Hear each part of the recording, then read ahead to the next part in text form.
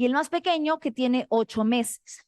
Esta adolescente denunció a su padrastro, Juan Celada Salazar, 7 veces. Escuchen bien las cifras. 7 veces intentó denunciar a su padrastro en la comisaría sectorial Baños del Inca, que en este momento ya debería estar siendo sancionada.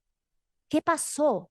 ¿Por qué tuvo que tocar la puerta tantas veces sin que nada se haga para protegerla? ¿Cuántas denuncias requiere una mujer para que el Estado le haga caso? En esta ocasión, además, no había cómo negar la violencia que tantas veces se empeñan en negar, porque tenía la evidencia del delito en sus brazos. Una niña que resultó embarazada producto del abuso sexual.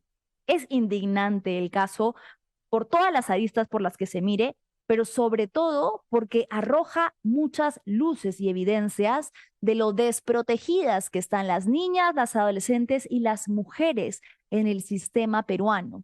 Hay muchas preguntas por hacerse. La primera y la que yo me hago muy fuertemente y que me resuena una y otra vez en la cabeza es cómo es posible que una niña de 13 años se acerque a un centro de salud en estado de gestación. Evidentemente, en ese momento, tú haces las sumas y restas, 1 más 1 es 2. Si una niña de 13 años está embarazada, evidentemente ha sido abusada sexualmente. En teoría, todos los establecimientos médicos tienen que actuar según un protocolo de alarma de violencia sexual. Llega una niña de 13 años con una gestación avanzada y tú no no levantas ni media alerta. ¿Qué pasó con la persona que la atendió en esa primera instancia y que no dio aviso inmediato a las autoridades que había llegado un adolescente que evidentemente estaba siendo abusada sexualmente? ¿Qué pasó con el médico tratante que no pensó en el inminente peligro para la vida de esa adolescente que implicaba cargar o llevar a término un embarazo, para hablarle de sus posibilidades, de la posibilidad de acceder a su derecho a aborto terapéutico, legal, señores, desde 1924? ¿Qué pasó? ¿Por qué fue obligada a llevar a término no 1, no 2, sino 3 embarazos? Una niña que viene siendo víctima de abuso desde que tenía solo 11 años. Nadie en el hospital se dio cuenta de lo que estaba pasando. Nadie en el hospital Simón Bolívar levantó ni remotamente la ceja ante lo que era a todas luces un caso grave de abuso sexual y de desprotección infantil. La niña acudió 3 veces al centro y nadie hizo nada. Luego, lo que ya les mencionaba, en la comisaría, la complicidad, 7 veces se denunció, no pasó nada, no se abrió ninguna investigación. Ningún caso escaló siquiera a fiscalía. Antes de pasar con nuestra invitada, con quien vamos a hablar un poco sobre este caso y los otros que tenemos que dar cuenta lamentablemente sobre cifras de abuso sexual en nuestro país, hablar de este caso solamente en los siguientes términos que también son muy importantes. Esto nos da luces sobre el 70% de casos de abuso y de violación que son perpetrados al interior del hogar. Esto pasa todo el tiempo. Muchas veces los hogares no son espacios seguros para las niñas y adolescentes y son más bien el calvario en el que atraviesan este tipo de violencias. Por eso es que el Estado siempre tendría que actuar de oficio para protegerlas, porque lamentablemente en nuestra sociedad es normalizar, silenciar, acallar, encubrir el abuso dentro de las familias para evitar un quiebre, para evitar chocar con un patriarca, para evitar no sé qué, dándose falsas justificaciones de algo que no tiene justificación alguna. ¿Qué pasó con el Estado? ¿Dónde estuvo en este y en los otros miles de casos en los que las mujeres y las niñas quedan en absoluta indefensión y desprotección ante este tipo de abusos? Tenemos ya a la invitada, Flor Guayana, vocera de PROMSEX, con quien vamos a hablar un poco sobre el tema, coordinadora del área de fortalecimiento de capacidades de PROMSEX. Flor, ¿cómo estás? Muy buenas tardes. Gracias por darte un tiempo para conectarte. Buenas tardes. Sí, muchísimas gracias por la invitación. De hecho, esta noticia también nos pone en relieve un poco esta situación en la que viven las niñas y los adolescentes, como lo has mencionado. Y justamente por ello creo que también es pertinente hablar de que, justamente lo que comentabas, ¿no? El conjunto de negligencias que se dan, digamos, en la vida de los adolescentes y lamentablemente también decir que el caso de esta niña, de esa adolescente en Cajamarca es, digamos, es un caso de los casi 12.000 casos Wow. digamos, que ha registrado inclusive el Ministerio de Salud en su registro de nacidos vivos, ¿no? Que señala menores de 14 años que han dado a luz, ¿no? Durante el año 2014 y el 2024. Entonces eso registra 12.000 justamente casos. más de 12.000 casos, son doce mil Wow. setecientos veintiocho casos, ¿no? De niñas menores de 14 años que dieron a luz a un niño, a un bebé, ¿no? Increíble, porque estamos hablando de algo que en el Código Penal es delito, evidentemente. Cualquier tipo de relación sexual sostenida con un menor de 14 años configura el delito de violación sexual. Y estamos hablando de casos en los que existía una alternativa legal, Flor, que no fue Así es. ofrecida. Hemos visto casos emblemáticos en los que las niñas han tenido que pedir ayuda internacional ante la falta de respuesta de juntas médicas y del Estado por proteger sus vidas, accediendo a algo que está sumamente estigmatizado, que es el aborto terapéutico, que es un derecho. Así es, justamente, digamos, ¿por qué traemos un poco el tema del dato? Y claro, y resalta justamente por este caso, ¿no? Un caso, como señalas, que se repite, como te decía, estos casos 12.000, pero además que efectivamente, como tú lo has señalado, 14, menores de 14 años, se presume que es violación, porque efectivamente existen estándares que señalan que una persona menor de 14 años no puede dar su consentimiento, ¿verdad? Entonces también, y ahí lo señalamos, que este conjunto de negligencias que han sido, digamos, recurrentes en los servicios de salud, porque, digamos, tener a casi 12.000 niñas que han dado, a más de 12.000 niñas que han dado a luz, significa un conjunto de negligencias. ¿Por qué? Porque Total. efectivamente ellas pudieron acceder inclusive al aborto terapéutico que está garantizado en nuestra normativa hace más de 100 años, ¿no? Y que actualmente cuenta con una guía nacional para la aplicación de ello, ¿no? Y lo que no hemos ido registrando también desde Pronsex es que hay un conjunto de, digamos, de resistencias del personal médico, así como lo ha relatado este caso de esta niña en Cajamarca, ¿no? Que ha accedido, que ha denunciado en la comisaría, que ha denunciado, digamos, ante la propia establecimiento de salud y que no ha recibido atención. Lo mismo pasa, ¿no? Estas 12.000 niñas probablemente acudieron a esos establecimientos a dar a luz porque lo registran ellos o atenderse en atenciones prenatales y no recibieron información, no recibieron información de que podían acceder al aborto terapéutico, considerando además que el aborto terapéutico señala que cualquier persona con capacidad de gestar puede acceder a este derecho, porque además es un derecho que le corresponde en la medida de que afecta su salud, su vida y probablemente, ¿no? Podría generarle graves daños, ¿no? En la larga en su vida también. Entonces, eso, digamos, queremos señalar desde Pronsex, es una alerta que señalamos, ¿no? Como parte además de estudios que hemos ido realizando anteriormente y además de litigios, que como lo has comentado, el Estado ha recibido un conjunto de sentencias y recomendaciones de instancias internacionales como la Comisión, digamos, con la Comisión de la Niña, ¿no? En la ONU, por ejemplo, por un caso muy reciente, en el caso de Camila, ¿no? El año pasado, ¿no? Recibimos recomendaciones de que justamente el caso de Camila, que era una niña muy parecida al caso de Cajamarca, de esa adolescente de Cajamarca, Muy que parecido. fue abusada por su padrastro, Padrastro. ¿no? También, y quien fue obligada también a continuar el embarazo a pesar de que la niña tenía 11 años, ¿no? Y que además ponía en grave riesgo su salud, no solamente física, sino también emocional. Y ahí queremos señalar algo que nos parece importante y que el protocolo lo señala también, que es necesario hacer una evaluación justamente de la continuación de este embarazo, cómo puede afectar a la salud de las víctimas y o de las mujeres que que presentan esta condición. Y claro, lo que digamos, se presentó en el caso de Camila es que no quisieron darle, a pesar de que lo solicitó la madre, la familia que acompañó el caso, lo solicitó, no se lo quisieron brindar, ¿no?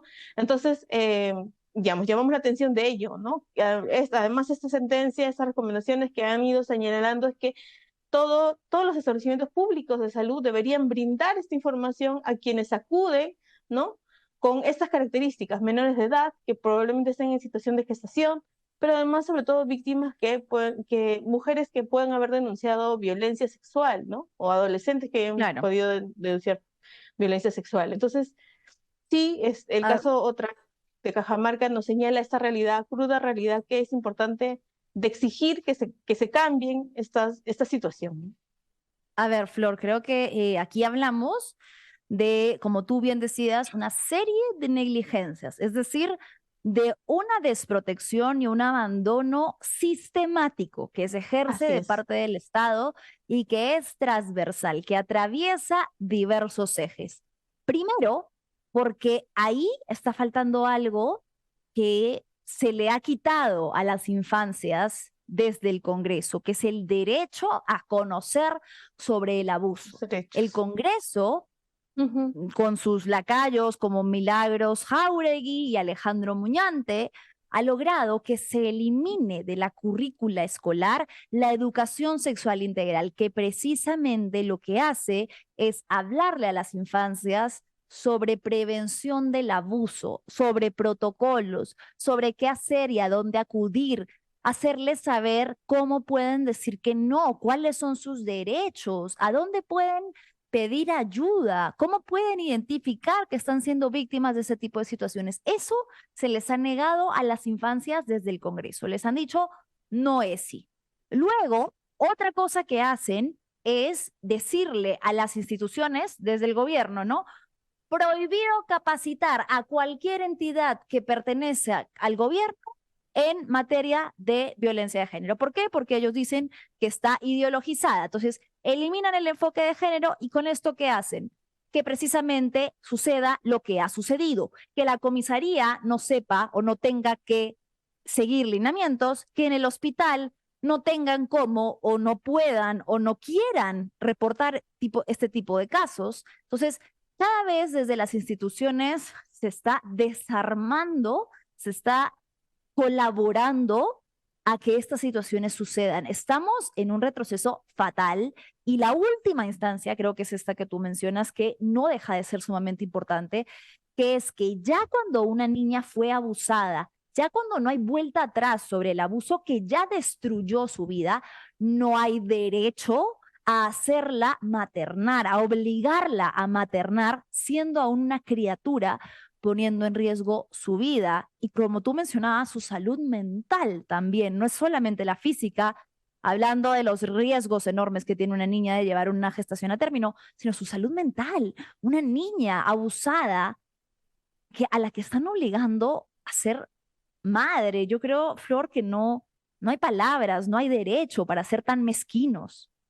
Así es, Manuela. Efectivamente, desde Pronce que también nos hemos pronunciado reiteradamente en este retroceso conjunto que nos ha señalado, ¿no? Respecto al tema de la educación sexual integral, respecto también al perseguir a establecimientos de salud que han ido avanzando en la normativa para aplicar esta y cumplir con el derecho, digamos, y las recomendaciones que plantean los organismos internacionales como la maternidad, como el Instituto Materno Infantil, ¿no? Que muy conocido como la maternidad de Lima, ¿no? Igual como lo que comentas, digamos, el año pasado la propia congresista Jáuregui señalaba y perseguía un poco al director de la maternidad de Lima, que había establecido un conjunto de, digamos, que se han generado procedimientos para atender justamente este tipo de situaciones y que a diferencia de otras instituciones del país, es la única institución que cumple con esa normativa de informar a cualquier adolescente, ¿no? de menor de 14 años para acceder a este derecho, ¿no? Y entonces, claro, lo que nos señala y lo que hemos ido denunciando de estos retrocesos tiene que ver con ello, ¿no? Con este conjunto de, eh, digamos, políticas conservadoras que ponen por delante sus creencias religiosas más que justamente, bueno, los derechos de las adolescentes a que puedan, digamos, atenderse, a que puedan recibir información, a que puedan, como tú dices, conocer las posibilidades de dónde denunciar, ¿no? Dónde acceder información, ¿no? Y inclusive a generarse espacios seguros, ¿no? Para poder protegerse de situaciones de riesgo, como lo has comentado. Entonces sí, efectivamente, estamos en un proceso digamos, esta situación que se está presentando o que presentamos como parte de esta campaña Mi Vida, Mi Derecho, también forma parte de este conjunto, ¿no? De situaciones en las cuales las niñas, las adolescentes están en riesgo y son las mayores afectadas, ¿no? De este conjunto de retrocesos, de políticas, de normativas, y bueno, y que de alguna manera siguen siendo invisibilizadas también porque poco se habla, salvo situaciones como esta, ¿no? En el caso de esta adolescente de Cajamarca, que vive realmente las consecuencias de estos retrocesos, ¿no? Entonces sí, llamamos la atención de ello, llamamos la atención de el peligro que también tiene en este proceso electoral de que estos discursos que señalan un poco de retroceder en eso o que se reafirman en el retroceso de esas normas, de alguna manera va a perpetuar y va a incrementar estas situaciones, ¿no? Entonces ahí lo llamamos también desde Pronsex a las personas que van a votar, a los electores, a las electoras, a informarse, pero también a tener como un voto responsable a partir de qué propuestas pueden estar trayendo estos políticos que van en contra de los derechos de las niñas, las adolescentes y las mujeres en general. Sí, sumamente importante esto que mencionas, Flor. Creo que es difícil retroceder en lo que ya han destruido, pero sí, ahora que los electores se nos vuelve a dar un poquito de poder, hay que tener en la mira a las personas que con sus propuestas dizque a favor de la familia, lo que están haciendo es en realidad exponer a millones de niñas a esta situación, a la normalización del abuso, al privarlas de recibir educación sexual integral que las proteja, al privarlas de poder acceder a sus derechos, como es en este caso el del aborto terapéutico. Y por supuesto que quisiéramos que no haya abortos terapéuticos, quisiéramos que en realidad la base se estableciera en que no haya abuso, en que no haya violencia sexual ejercida contra estas niñas. Pero ya si las hay, creo que lo mínimo indispensable es salvaguardar sus vidas y su integridad física. Quería preguntarte para finalizar nada más, ¿dónde es que las personas pueden informarse? De repente tienen un poco más de recursos abiertos al público como Promsex, de repente si alguien quiere hablar con sus hijas, con sus hijos sobre temas relacionados a consentimiento, a prevención del abuso, etcétera, etcétera. Ok, muchísimas gracias, Manuela. Sí, como Pronsex tenemos una página web que es www.pronsex.org, pero justo donde pueden encontrar recursos, ¿no? Desde educativos, pedagógicos, para hablar de esos temas con los adolescentes, las niñas, los niños, y los jóvenes. Y también tenemos en el marco de esta campaña Mi Vida y Derecho, que lo que busca justamente, decíamos, es informar, ¿no? A la población general, sobre todo a las personas con capacidad de gestar, la posibilidad de acceder a este derecho, ¿no? Que ya está reconocido por el Estado y que además que cuentan con en procedimientos y tiempos establecidos para la atención del mismo. Entonces, pueden acceder a esta información a partir de, digamos, tenemos un portal que se llama www.mividamiderecho.p, que es de una plataforma donde pueden encontrar información sobre justamente la guía de atención del aborto terapéutico en establecimientos públicos y privados, y pueden también contar con información de investigaciones que hemos ido realizando justamente de la no aplicación de esta guía y de las recomendaciones que ha establecido también organismos internacionales para garantizar este derecho en las mujeres, ¿no? Bien, Flor, sí, creo que es importante desmitificar todo aquello que ronda con respecto al aborto terapéutico, recordarle a la ciudadanía que es un derecho adquirido Así en es. casos en los que la vida de la gestante pueda estar en riesgo, y esto implica, por supuesto, también su vida, su salud mental y su integridad el derecho a su indemnidad sexual. Muchísimas gracias. Ha sido Flor Guayana, coordinadora del área de fortalecimiento de capacidades de Promsex. Gracias por haberte dado un espacio para estar con nosotras. Muchísimas gracias, Manuela. Hasta luego. Bien, bueno, indignante este caso. Como les decía, lamentablemente la estadística confirma que el 70% de los casos ocurren al interior de los hogares, en el núcleo familiar. Es por eso que la acción del Estado es importante. Es por eso que a una niña le puede cambiar la vida, y se los digo por experiencia personal. A una niña, a un niño, le puede cambiar la vida el saber los derechos que tiene sobre su cuerpo, el saber que el abuso sexual existe, el conocer los límites que tiene derecho a establecer con los adultos. Eso es algo que solo la información y la educación les puede otorgar. Y si en la mayoría de las casas, de los hogares, hay una negativa grande a que esta información se les entregue a los niños y a las niñas, pregúntense el por qué. ¿Qué tratan de evitar que conozcan? ¿Qué tratan de evitar que sepan? ¿Contra qué tratan de que no estén informados o protegidos? El Estado más bien debería tener unas políticas públicas completamente fuertes, que no admitan cuestionamiento alguno legislativo o de algún actor del Congreso, ni que permitan que se elimine la educación sexual integral, porque esto es un arma que puede proteger a que este tipo de casos no sigan sucediendo. Y ante ello, pues evidentemente también la acción de las instituciones, porque este caso no es aislado. Hay una serie de negligencias que se conectan y que nos hablan de un Estado ausente en el que tanto el hospital como la comisaría decidieron mirar a un costado como si nada pasara cuando una niña de 13 años llegó con una panza avanzada de gestación, una evidente situación de abuso y desprotección. Es lamentable, esperemos que el Ministerio de la Mujer se pronuncie sobre el caso en las próximas horas, que haya protección de la menor también con respecto al vínculo que tiene con la madre y a todas las personas que están implicadas, que han sabido de esto por mucho tiempo y que no han hecho nada.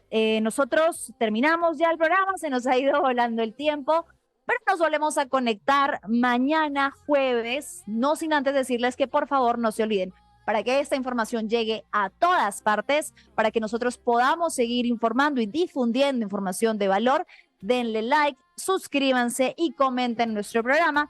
Gracias a mis queridas productoras, a Cristina, a Valeria, a Vic, a todas las personas que han estado involucradas en el programa. Y con nosotros será hasta mañana. Chau, chau.